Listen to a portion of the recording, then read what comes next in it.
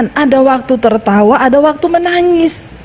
Karena kalau engkau tertawa terus bisa, nah itu ngerti. Ya, jangan mau tertawa terus, sesekali menangis. Hidup ini penuh suka duka, saudara. Hidup ini penuh dengan pergumulan. Hidup ini ribet. Ya, namanya juga hidup.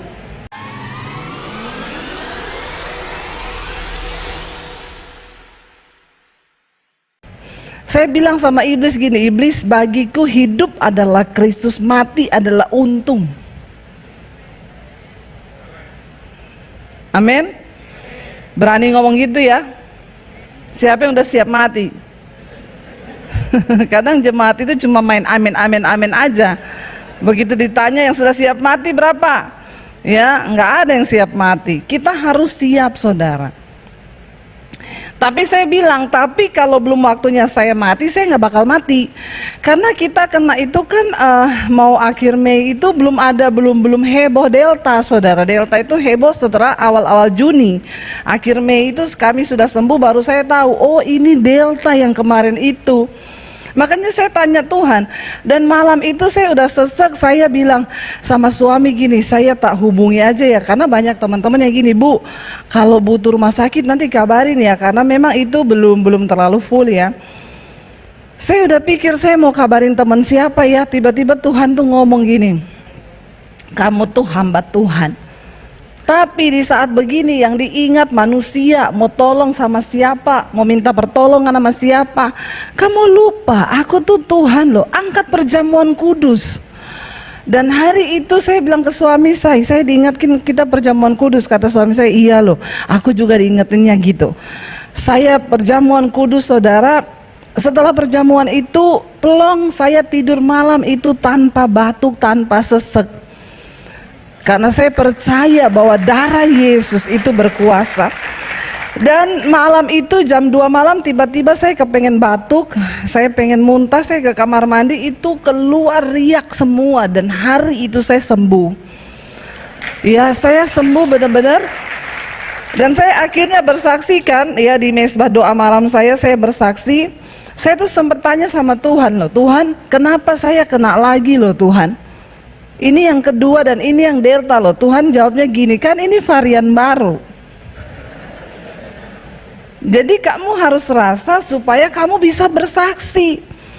Dan saudara tahu ketika saya bersaksi perjamuan kudus itu banyak sekali kesaksian yang masuk. Mereka yang waktu itu sudah hampir lewat, yang setelah itu kan tinggi itu saudara ya. Bahkan ada seorang jemaat mesbah doa, dia bilang, suaminya udah panggil istrinya, itu nanti kan ada asuransi di sini, terus itu surat-surat saya ini, karena waktu itu nggak ada rumah sakit, saudara. Suaminya udah sesak napas di rumah, dia udah kasih, nanti kamu ya, pokoknya saya mau bikin surat wasiat gini. Udah sesek, istrinya bilang gini, Pak, kan Bu Debbie juga bersaksi waktu itu, dia dengar kesaksian saya, kan dia perjamuan, ayo Pak, kamu masih kuat perjamuan Pak, ayo kita perjamuan. Malam itu dia padahal udah ngomong ke istrinya, nanti kalau saya mati, kamu tetap ikut mesbah doa ya, mati itu kan untung. Saudara, saya bersyukur loh, orang-orang itu ya yang ikut mesbah doa semua udah dipersiapkan, udah bener-bener gak takut mati. Tapi jangan cari. Tapi saya bersyukur, dia ingetin, pokoknya kamu kan tiap malam dengar mesbah doa ya, mati itu untung, aku tuh nggak takut. Tetapi kalau belum waktunya mati ya enggak. Tapi pesan saya, kalau saya mati kamu jangan berhenti loh, terus ikut mesbah doa. Akhirnya dia malam itu melakukan perjamuan, dan seperti yang saya alami, tiba-tiba setelah perjamuan dia muntah dan mengeluarkan riak semua yang ada di dalam dada, dan besoknya dia sembuh. Jadi nggak jadi bikin surat wasiat. Nah, saya begitu mendengar banyak sekali kesaksian orang di Belanda, di Amerika, saudara, termasuk kenapa kemarin itu saya diundang ke Amerika, itu yang ngundang jemaat mesbah doa yang juga diberkati lewat kesaksian saya kena COVID. Siapa yang menyangka, saudara, ya dulu ketika belum pandemi urus visa ditolak terus. Tapi di masa pandemi saya bisa pelayanan ke Amerika, saya khotbah di New York, di Colorado, di Philadelphia. Aduh, itu benar-benar Tuhan ya. Saya melihat saudara, setelah pandemi itu begitu lockdown dibuka ya di tahun 2020 yang lalu, itu saya keliling loh. Tidak pernah berhenti, saya ke Makassar, begitu boleh terbang aja. Terus saya terbang saudara, ke NTT, ke Makassar, ke Toraja, itu pelayanan. Saya cuma berpikir satu hal, yaitu tadi yang saya bilang, ya kalau belum waktunya saya mati, tidak akan mati. Tapi kalau sudah waktunya, ya kena kepleset di kamar mandi juga, kita harus punya pemahaman dan iman yang benar saudara. Ya, semua yang terjadi, saya percaya tidak semua di pandemi ini itu sesuatu yang buruk. Coba kita melihat dari cara pandangnya Tuhan. Saya melihat ada begitu banyak pemulihan yang terjadi di tengah masa pandemi ini. Rumah tangga yang dipulihkan, orang yang mau bercerai. Termasuk saya itu tahun 2019 lalu ya mulai bikin channel YouTube. Saya nggak tahu kan apa yang akan terjadi saudara. Tiba-tiba ya lockdown, gereja nggak boleh buka, dan akhirnya orang mulai mencari. Ya termasuk saya bikin channel Mesbah Doa itu, bikin konten Mesbah Doa itu bukan konten yang dicari-cari. Saudara udah dengar bagaimana kesaksian saya.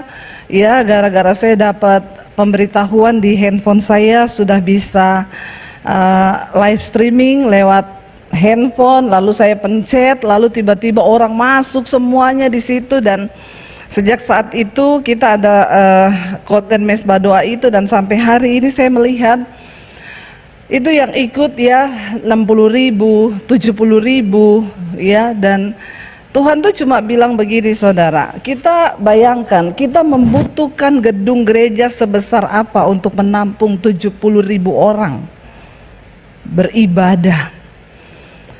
Dan bukan cuma itu, saya melihat pemulihan demi pemulihan. Orang bersaksi yang sebelum pandemi mereka sudah mau bercerai, rumah tangga sudah goyah, tetapi ketika pandemi hidup mereka dipulihkan. Bahkan hari-hari ini saya melihat saudara, banyak sekali orang yang minta untuk dibaptis. Wow, tepuk tangan buat Tuhan Yesus. Saya itu saudara ya sampai ada yang dari Singapura datang, telepon khusus, Bu saya mau ke Indonesia, Ibu lagi ada di mana? Waktu itu saya lagi pelayanan di Bandung. Baik Bu, saya akan susul Ibu ke Bandung, kita cari hotel, booking hotel semalam, saya baptis, setelah itu saya pulang ke Singapura. Saya cuma mau melakukan firman Bu.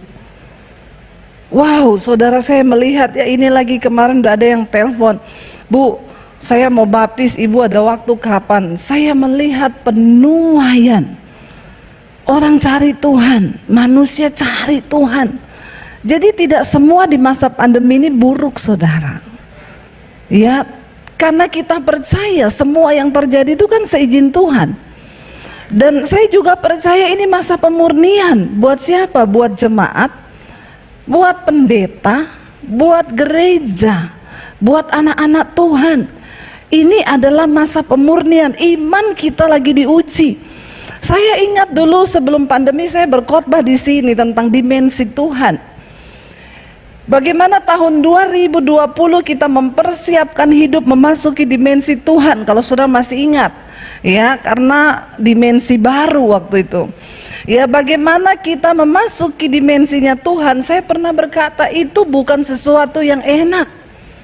Jangan berpikir masuk dalam dimensi Tuhan, wah pasti enak. Selalu orang Kristen punya konotasi masuk dalam dimensi Tuhan itu berkat.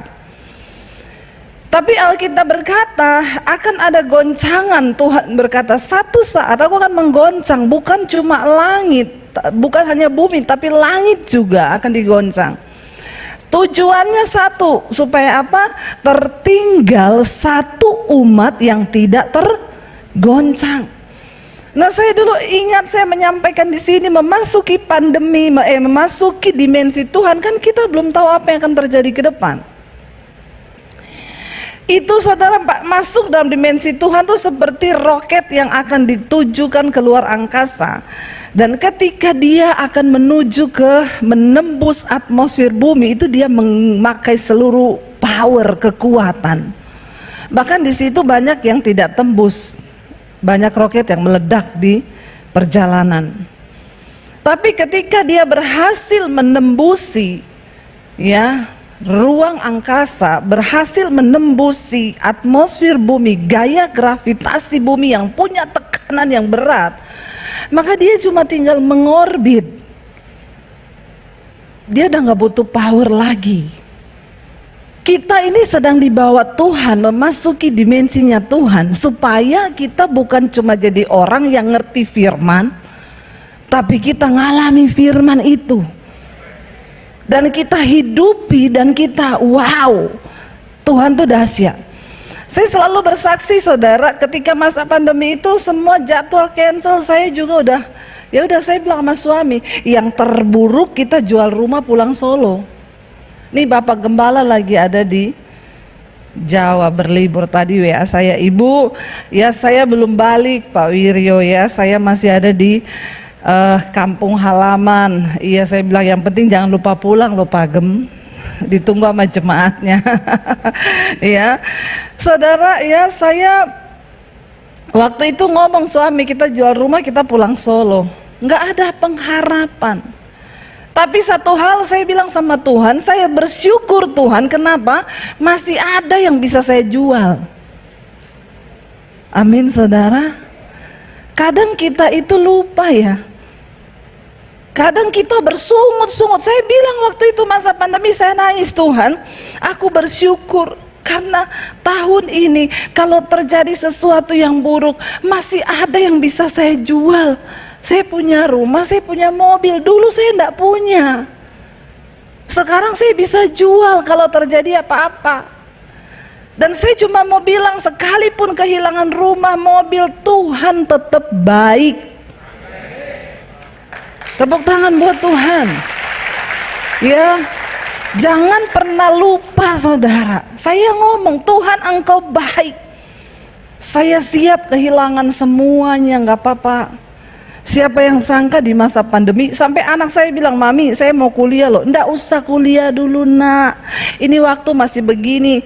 Kuliah dengan tidak kuliah juga tidak menentukan sorga atau neraka. Padahal itu saya menghibur diri saudara, karena nggak ada duit. Saya tanya, kuliah berapa? 70 juta uang masuk. Saya bilang ini kita buat hidup ke depan aja udah nggak tahu bagaimana. Waktu itu uang saya cuma 10 juta.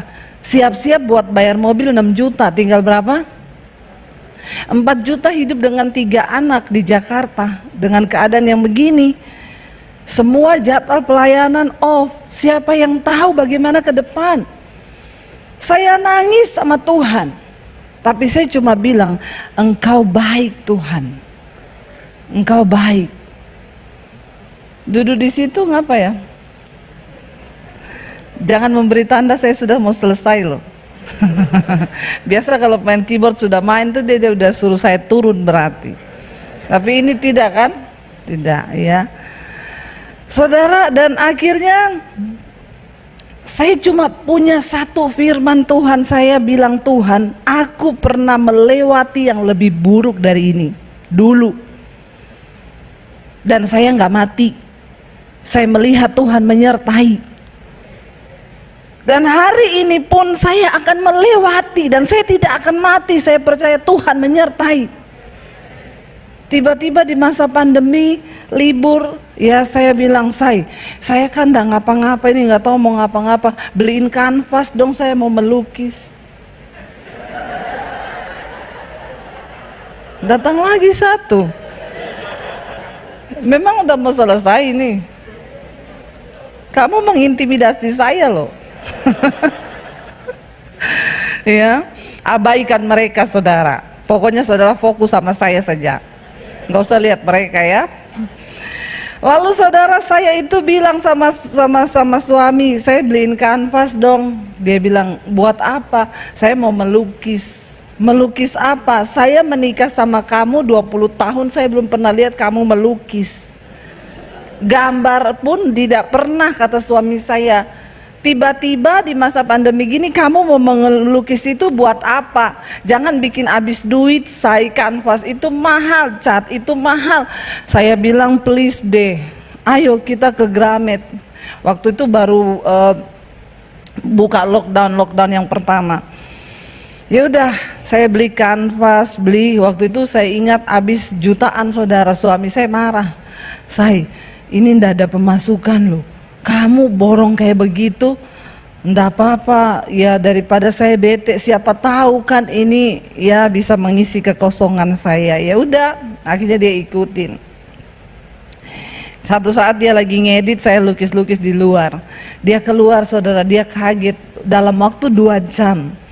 Dia kaget, dia keluar, dia bilang, ini lukisan siapa? Saya bilang, di sini ada siapa? Dia lihat lukisan saya, dia bilang, nggak mungkin loh, nggak mungkin loh. Lah ada siapa di sini? Cuma ada saya. Ini lukisanmu? Ya iyalah. Dia muter-muter sambil, nggak mungkin nih, nggak mungkin nih. Saya bilang, apa yang tidak mungkin bagi manusia itu mungkin bagi Tuhan. Saking senengnya saya upload di IG saudara. Ya, nggak usah lihat Jeffrey, lihat saya aja. Luar biasa nih ya, suami istri yang melayani Tuhan. Biar tetap kuat di hari-hari ini. Rumah tangga harus tetap kuat. Banyak goncangan yang terjadi saudara. Bahkan para pelayan Tuhan pun digoncang. Jadi kita harus kuatkan rumah tangga, benar-benar bangun dalam Tuhan. Akhirnya saya upload di IG saya, puji Tuhan, lukisan pertama saya. Tiba-tiba ada yang inbox. Saya nggak tulis dijual loh, cuma puji Tuhan. Ada yang inbox, Bu itu lukisan ibu, iya boleh saya beli enggak? Saya bilang nggak dijual nih. Saya ini bukan pelukis, tapi saya mau memiliki itu. Mama saya ulang tahun, saya mau kasih hadiah buat mama saya. Dia pasti seneng karena dia tiap malam dengar khotbah Bu Debbie. Ya saya sih enggak jual, tapi kalau ibu mau, ya monggo. Ya kan begitu, orang emang bener saudara. Lalu dia bilang, berapa Bu harganya? Enggak ada harga Bu, karena saya enggak tahu harganya. Ya udah pokoknya buat ganti kanvas sama cat aja. Oke Bu, bisa minta nomor rekening? Saya kasih. Saudara tahu lukisan pertama saya laku 10 juta. Semangat nggak melukis? Semangat loh di masa pandemi loh. Tiba-tiba dapat karunia baru, langsung dihargai 10 juta loh. Suami saya lebih semangat lagi. Yang padahal tadinya dia marah-marah. Beli kanvas segitu buat apa lo? Buang-buang uang gini. Akhirnya dia bilang, mau beli kanvas? Ayo saya anter. Memang bapak-bapak itu begitu ya. Akhirnya saya ngelukis lagi saudara, kedua, ketiga. Waktu lukisan yang keempat itu anak saya bilang, Mam, saya jadi kuliah ndak? Kalau jadi ini udah diminta store. Berapa? 70 juta tapi bayarnya bisa nyicil. Nak, berdoa lagi. Ini masa begini bener, bukan mami tuh ndak mau. Mami tahu kamu mau kuliah, tapi bener-bener ini masa kayak begini. Kalau Tuhan berkehendak pasti ada duitnya, kamu berdoa. Tiba-tiba saya ngelukis saudara. Waktu itu saya diundang pelayanan di sebuah perusahaan. 2 kali saya tolak waktu itu. Ya lalu yang ketiga saya terima. Akhirnya selesai pelayanan, saya diajak makan sama pemimpin perusahaannya. Sekretarisnya ngomong gini, Pak, Bu Debbie ini pelukis loh. Saya tendang kakinya. Shh. Enggak Pak, saya bukan pelukis, tapi ya baru belajar. Oh iya? Terus dia yang buka IG saya, ini kayaknya lukisan yang terakhir ya Bu, yang belum ada yang beli ya ini ya. Saya bilang iya sih, ya itu yang berapa hari lalu itu lukisan yang keempat. Langsung bapaknya tanya sama saya, Bu, ini makna lukisannya apa?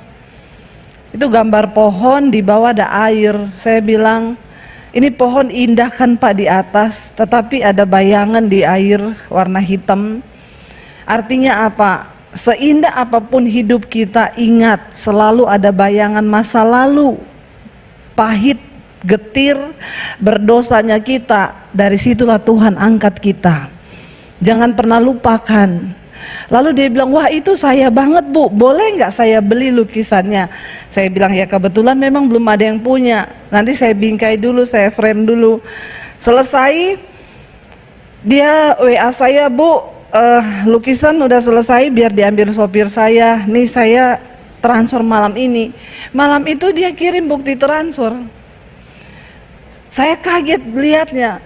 Saudara tahu berapa? 70 juta.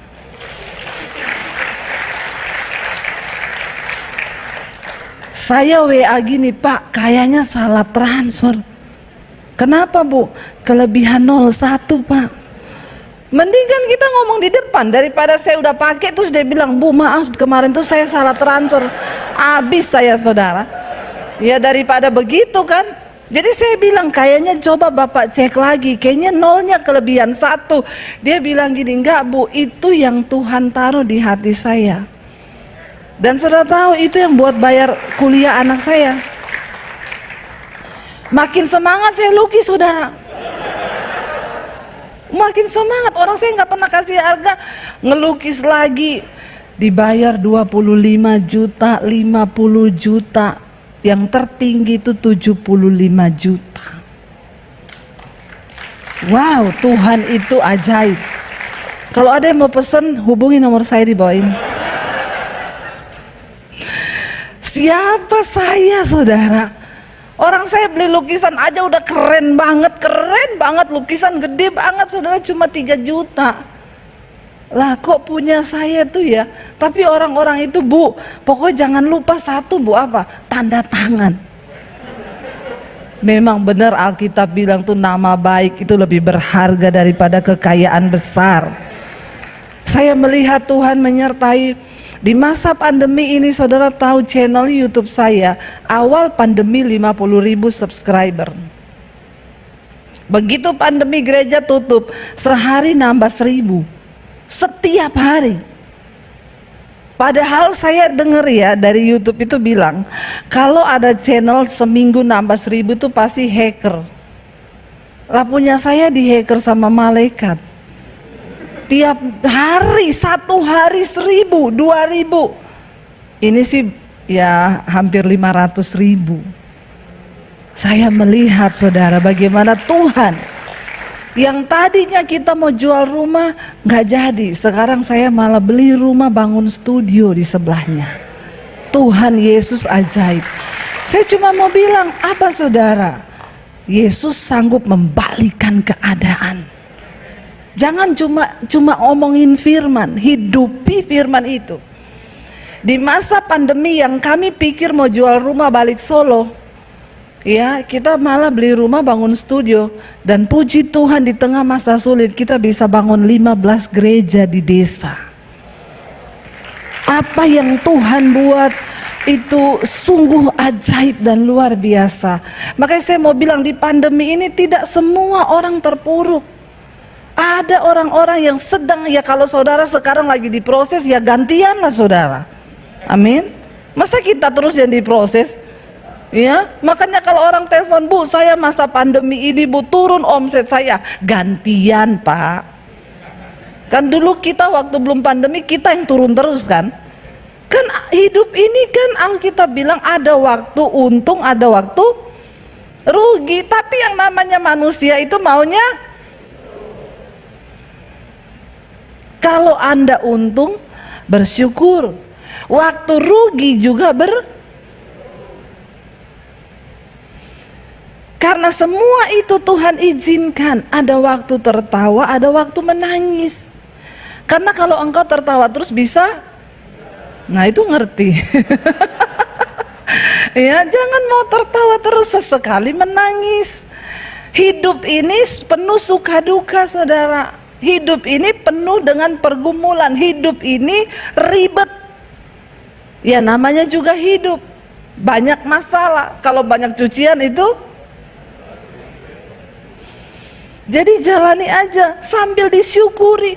Kalau hari ini memang mungkin kita sedang menabur dengan air mata, ya sudah, menangislah kepada Tuhan. Yang seperti saya bilang, saya tetap bilang, Tuhan, kalau tahun ini kita jual rumah balik ke Solo, saya bersyukur ada yang bisa saya jual. Itu loh saudara, waktu hatimu itu siap, Tuhan lihat, wow, ya, maka pembalikan keadaan itu nggak pernah kita bisa pikir. Ya, secara manusia itu tidak terpikir, benar-benar tidak terpikir. Ya, saya melihat ketika saya diundang pelayanan di Amerika tuh, saya melihat saudara, orang-orang itu ya terbang saudara, ada yang terbang 6 jam loh. Cuma pengen ketemu saya, pengen ketemu ngomong apa, Ibu, di masa pandemi iman saya bertumbuh Bu. Setiap malam saya dengar mesbah doa, kesaksian mereka yang hidupnya diubahkan. Dan itu yang terpenting, bukan berkat materi, tapi hidup yang diubahkan. Banyak sekali orang bersaksi, dulu saya marah-marah terus Bu, wah pokoknya ribut sama suami tiap hari. Tapi setelah dengar khotbah Ibu, rumah tangga kami sekarang dipulihkan. Saya mendengar banyak kesaksian orang hidupnya diubahkan. Mujizat terbesar dalam hidup ini bukan harta, bukan uang, bukan kekayaan, bukan rumah, bukan. Mujizat terbesar waktu hidupmu diubahkan. Waktu engkau belajar melakukan firman dan hidupmu diubahkan, itu yang terbesar.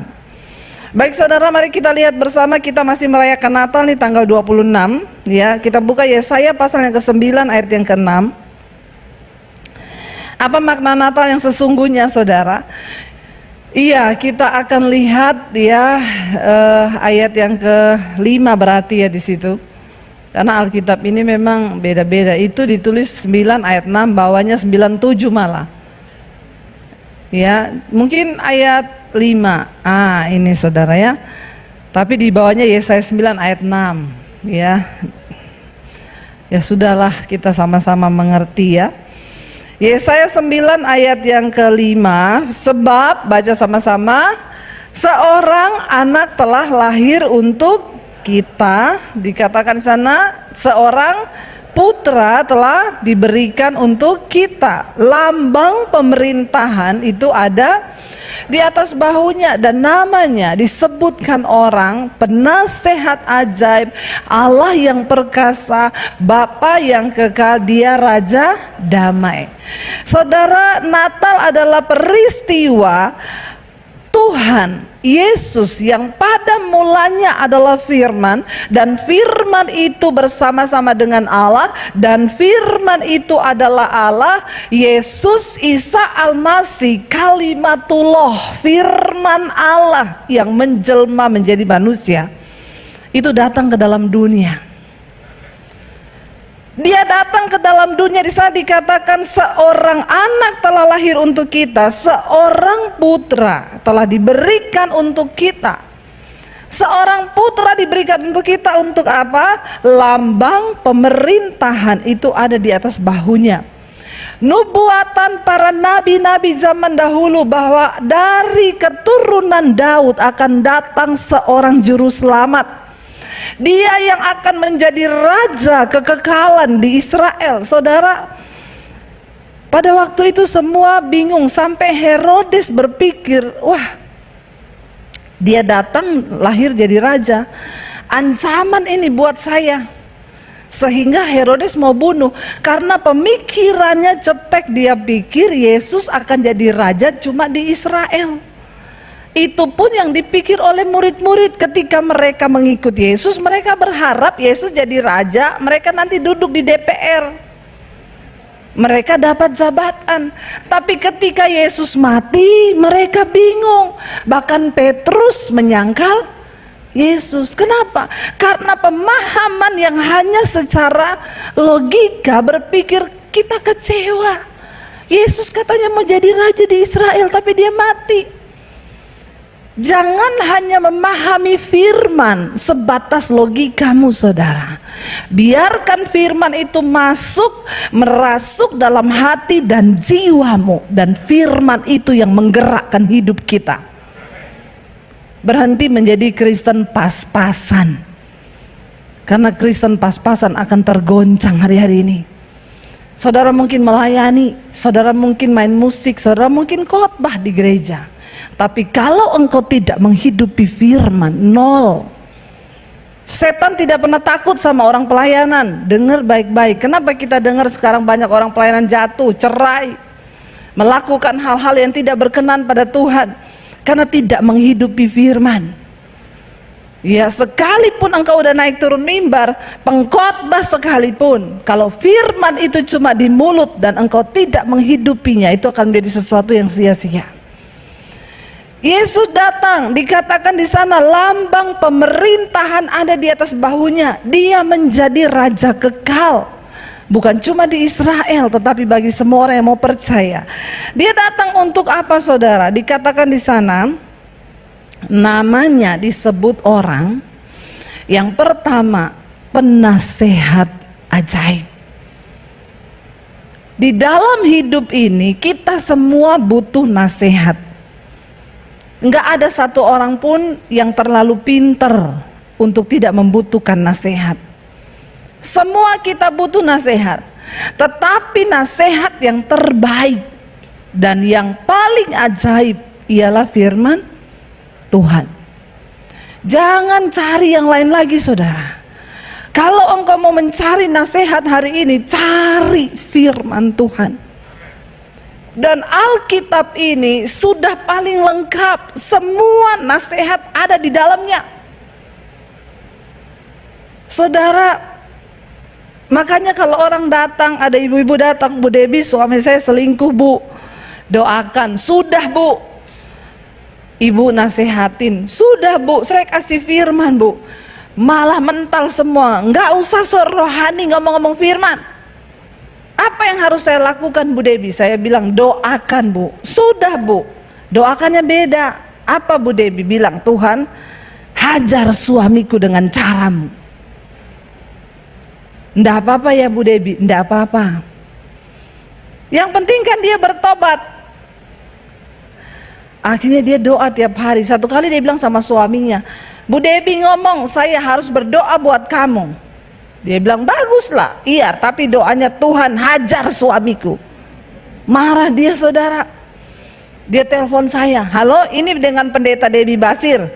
Iya Pak, kenapa ya? Pendeta macam apa kamu itu? Oh, kenapa Pak? Masa ada pendeta suruh istri berdoa buat suaminya, hajar suamiku Tuhan? Saya bilang, Pak, jangan terlalu pede. Alkitab berkata, Tuhan menghajar orang yang dikasihinya sebagai anak.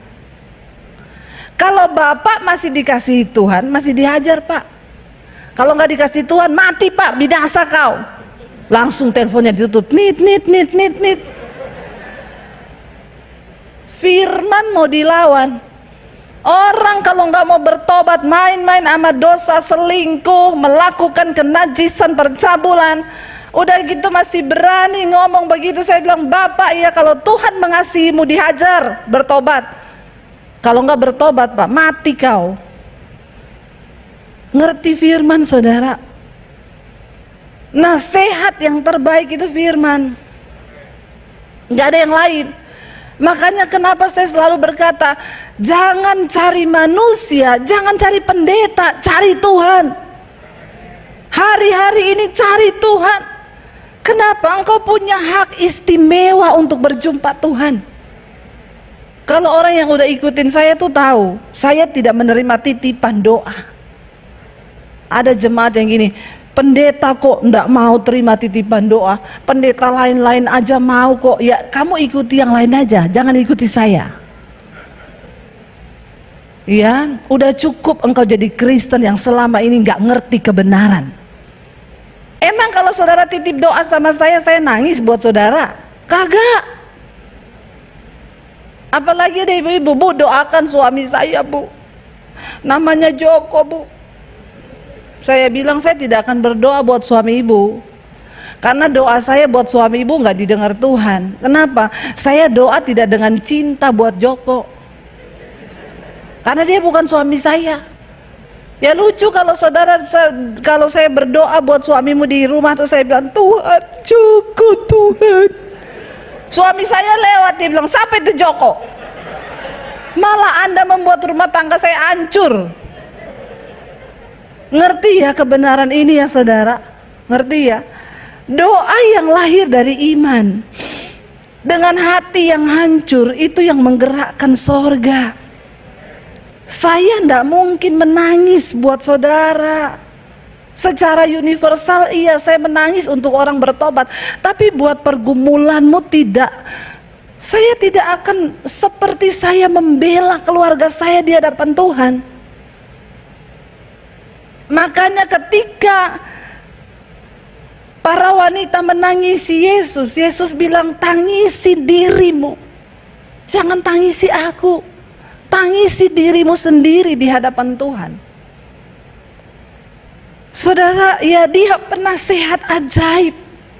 Ketika engkau membutuhkan nasihat, datang pada Tuhan, baca firman Tuhan. Nggak usah tanya kanan kiri. Daripada engkau tanya kanan kiri, banyak sekarang nasihat yang menyesatkan. Yesus adalah penasehat ajaib. Jadi setiap orang yang menerima dia, engkau punya sesuatu, bahkan engkau bisa menjadi berkat bagi orang lain.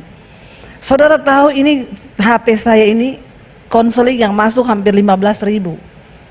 Ya saudara bisa bayangkan aja, mesbah doa tiap malam ya hampir 70.000, mesbah pagi 70.000 yang nonton. Lah yang konseling ya itu saudara sudah hampir 15.000. Makanya jangan marah-marah kalau saya tidak balas.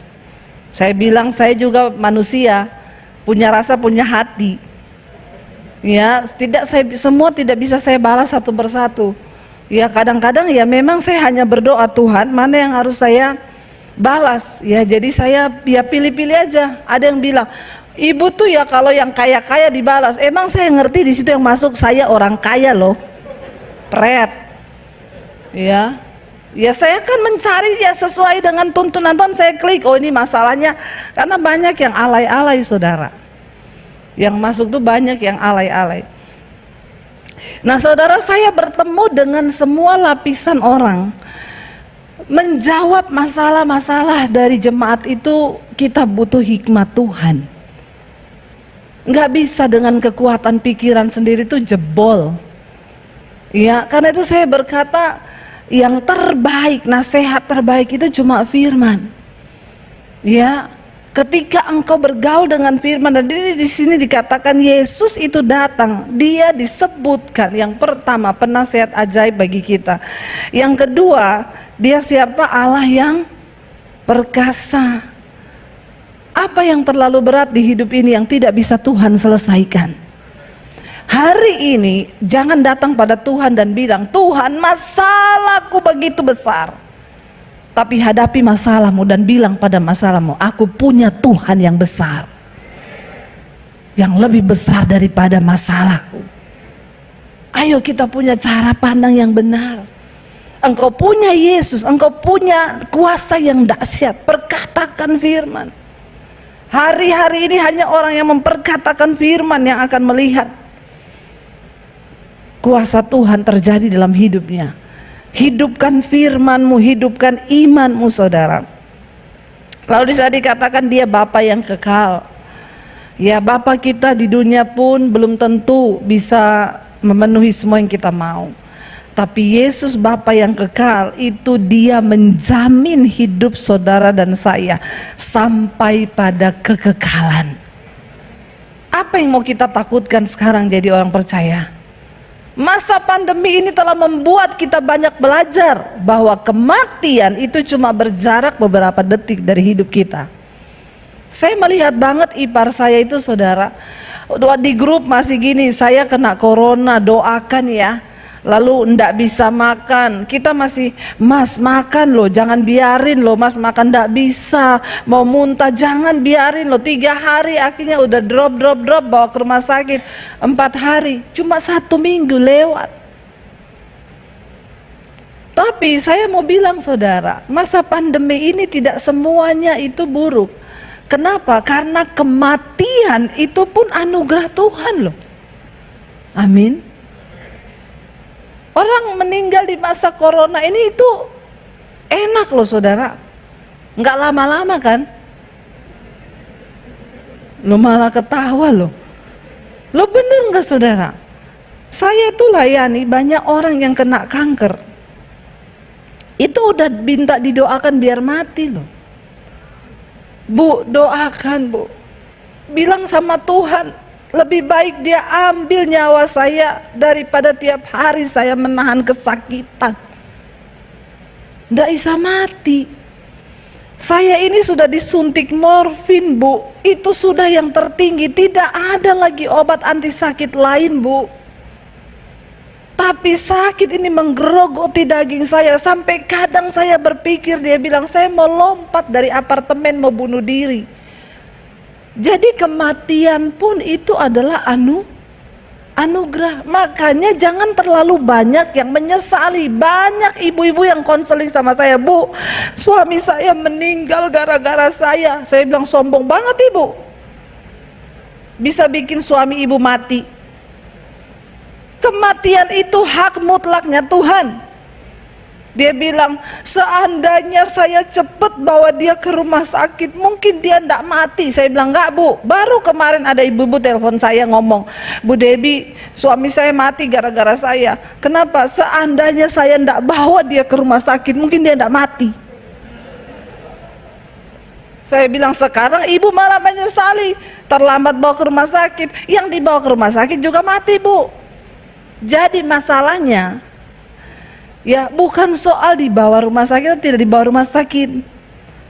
Mati hidup itu kedaulatan Tuhan. Jangan sampai kita terkecoh gara-gara pandemi ini, sehingga semua orang ketakutan dan berpikir bahwa hidupnya di tangan COVID.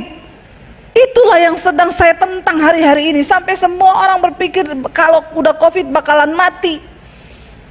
Hei, tetap taruh imanmu pada Tuhan. Jangan ada yang tertipu hari-hari ini. Saya bilang sama Tuhan, Tuhan, hidup matiku itu di tangan Tuhan. Sampai orang udah bilang, ini ada yang bersaksi di mesbah doa kan, diabetes, kanker paru-paru, baru operasi, kena COVID. Menurut logika kita, kanker paru-paru, ya diabetes, jantung, kena COVID, mati enggak? Nah itu kan pemahaman kita kan. Kita lupakan bahwa Tuhan yang berdaulat. Nggak mati loh saudara. Nggak mati. Loh ipar saya nggak ada sakit apa-apa. Sehat 48 tahun, laki-laki. Kena COVID, meninggal. Tapi berarti memang sudah waktunya.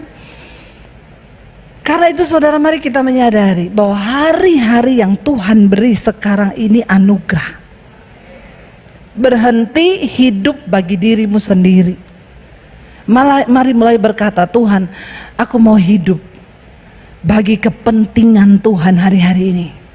Apa itu kepentingan Tuhan? Bukan saudara semua menjadi pendeta. Oh berarti kata Bu Debbie kita harus hidup bagi kepentingan Tuhan. Mau masuk sekolah Alkitab, enggak usah. Hidup bagi kepentingan Tuhan di dalam rumah tanggamu. Kalau engkau sebagai seorang suami bilang, Tuhan jadikan aku imam yang benar, yang hidup dalam kebenaran dan kekudusan, yang harus membawa istri dan anak-anakku untuk datang pada Tuhan.